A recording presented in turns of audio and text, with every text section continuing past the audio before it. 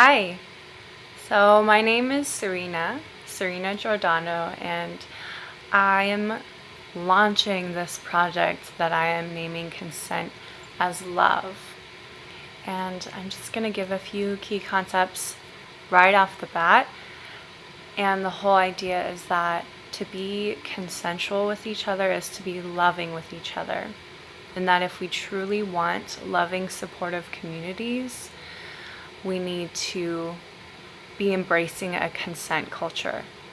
And the point for all of this is so that we can all feel safe to be fully expressed and to have love and abundance in our relationship to each other. Something that I am going to say is necessary for us to have as human beings, to be related to each other. So, a consent culture is one where everyone has autonomous choice over how their bodies, their minds, and their hearts are interacted with at all times, and that this ideology be supported by all. And what this looks like is through compassionate communication, through honoring people's needs and desires and boundaries, honoring people's no's, honoring people's yeses, and also the idea that we all always have choice, that we don't ever have to do anything, and that we're only interacting with people when we truly want to be, and we don't have to interact with anyone unless that is a full hell yes for us. So the culture that we live in right now is what feminists have called a rape culture. Or I'll just say what we have right now is a rape culture. And a rape culture is one that condones other people deciding what we do with our own bodies, minds, spirits, hearts, and how our own bodies, spirits, minds, and hearts are interacted with. It condones the idea that we don't have choice over our bodies, that we don't have choice over how we want to interact with our minds and our hearts. And it okays that dynamic, which to me is super problematic. And in general, I think is problematic because it doesn't allow people to be authentically connecting in the way that they want to, and therefore leads to all of this disconnection and anger and pent up, I'll say in my experience, aggression. And also rape culture encourages, it pretty much blames the victim.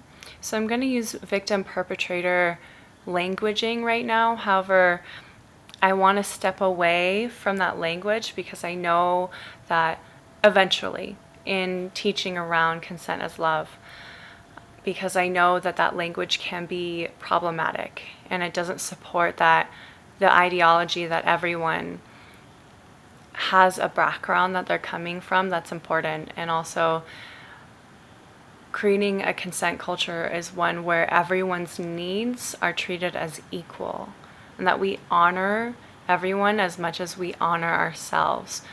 As much as we deserve in ourselves, we honor everyone else equally.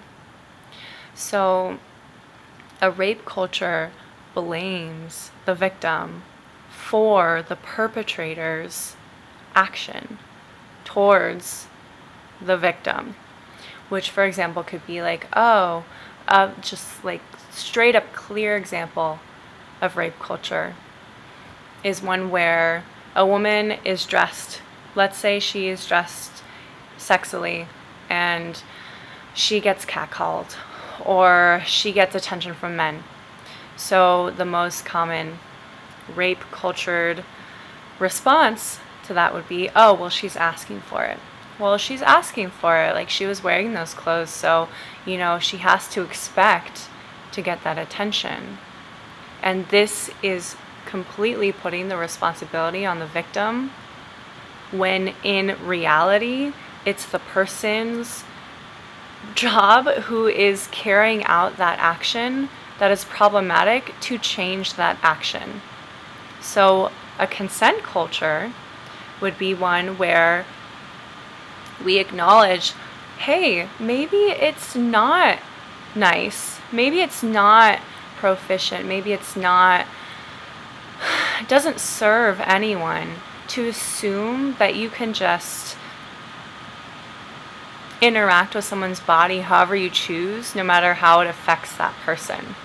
That you can decide to take from that person emotionally, physically, or mentally because you have desire. Your desire is more important than another person's, which again, consent culture is that everyone's desires are equally important, and rape culture deems other people's desires more important than another people's desires. So the way that consent culture would approach that is, hey, why don't we take a step back and consider that the way that and so in the broad scheme of things, we're all desiring connection. That's kind of the baseline. We all need connection. We're all relational beings. We need to be connected and we need to be supported by community. So more often than not, however we're expressing ourselves is due to the fact that we need connection and we're just trying to be connected in some way. I think personally, we're all sexual beings and also need to have some kind of sexual resource. I think a lot of ways that humans go about trying to gain that is problematic, and this is just an example of that. So again, the way that consent culture would approach that is saying, hey, for example, if I were a man and I was like feeling desire to catcall a woman because she was dressed really sexily on the street, I'd be like, hey, check in with myself. What am I actually desiring? Is this actually going to get me what I want? Do I feel good after I have this action? Because in my opinion, that action is a lose-lose situation. Because the person catcalling doesn't really get the connection that they want. Because the person over here receiving it is like, what the heck? This doesn't feel good to me. And then this person also doesn't feel good. So not feeling good or getting what we need to not feeling good and feeling unsafe. That's really what's going on here. So if this person over here, the initiator of the action that created a lose-lose situation, checked in with themselves and was like, what am I actually desiring? Wow, I am really turned on by that person. I desire to maybe have an interaction with them, or noticing maybe I'm actually just needing connection. And how can I go about that in a way where another person will actually desire to interact with me? So that's what consent culture will teach also, is how to be really clear and honest with what we want so people can actually respond to your honesty of your desire, as opposed to, again, creating this lose-lose situation. So consent culture, again, would go to the initiator of the action that is hurting other people. And I'd say that rape culture, the action spreads and hurts a lot of people and makes a lot of people, especially women, feel really unsafe, which leads to women feeling unsafe, again, lose-lose situation, and then women become closed. When in reality, women want to open, but this is just the most common dynamic, and it happens with all genders. I want to acknowledge that. However, I'll go back to the story. When men keep deciding that their desire is more important than a woman's choice with their minds, bodies, and hearts, the men are going to keep And literally, I've talked to a lot of women about this, and they use the word attacking. Just going to let you sit with that for a moment. Imagine if you felt every day you were afraid of being attacked. How unsafe that could make your reality. That you literally were in fear of being attacked by a certain gender every day.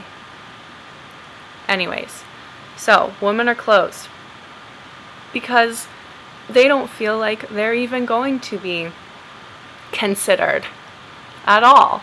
So why would they interact if their needs aren't also deemed as important? So this is what happens. Women contract, but in reality, women actually really want to be opened, and they really want to deeply connect with men. Most women, I'm going to say all women who are attracted to men, really want deep connection with men. But it's when men decide that their desires are more important than a woman's autonomous choice that women are continuously closing. So men are going to keep attacking, essentially, attacking women with their desires. Oh, I am your friend, and I feel a sexual desire with you when I'm touching you, so I'm going to kind of like push your boundaries a little bit without asking, and I'm going to see how far I can get my needs met, but not really considering yours. What does this lead to? Woman contracts. Men is reaching, a woman is contracting. Literally, this action continues to happen. However, because women want to connect with men, women will generally go through this state where they try and open again. They try and open, they see, and then men try and take again, and then they contract again. So, this is kind of the energy that's happening between the genders. Women are contracting, and men are trying to take, and everyone is losing because no one is getting what they want, because needs aren't being treated as equal. Everyone's desires aren't being treated as equal. One person's desire is being treated as more important than another person's desire. So, again, consent culture is one that is a loving culture that honors both needs and desires, where people feel comfortable verbally expressing what they want and not taking it personally when another person doesn't want the same thing, but knowing deep in their hearts that in the expression of asking for what one needs, at least you're honoring yourself and your true authentic desires, and you're speaking them. So you're giving energy to them.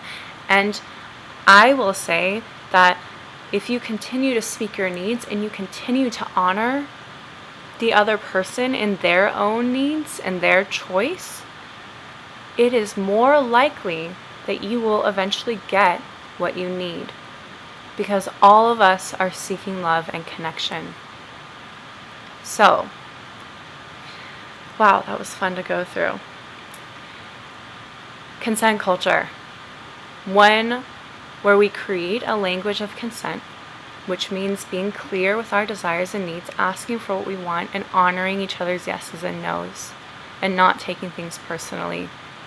It also means never assuming anything, because people's desires are constantly changing day to day. And for the most part, always asking for everything, because that is truly the most honoring to the notion that we are all changing, and that our desires and how our choice is going to be affected is changing. So, in my experience, I've had a lot of experience with consent, by the way. So, I've done a lot of interactive theater and taught a lot of the isms, and mainly consent in college. I ran my own theater company in which I taught consent, and I acted in those shows, and I've heard a lot of stories. I've interviewed a lot of women, and I feel like it's time to finally offer on a platter the juxtaposed solution to a rape culture, and that is consent culture. Again, one where everyone has autonomous choice over their over their bodies, minds, and hearts. And everyone gets to choose how they're interacted with at all times. And therefore, because we honor that for ourselves, we honor that in another, and we treat everyone's needs as equal. This is love in abundance. Thank you for hearing me, and there's so much more to come. Love, consent as love.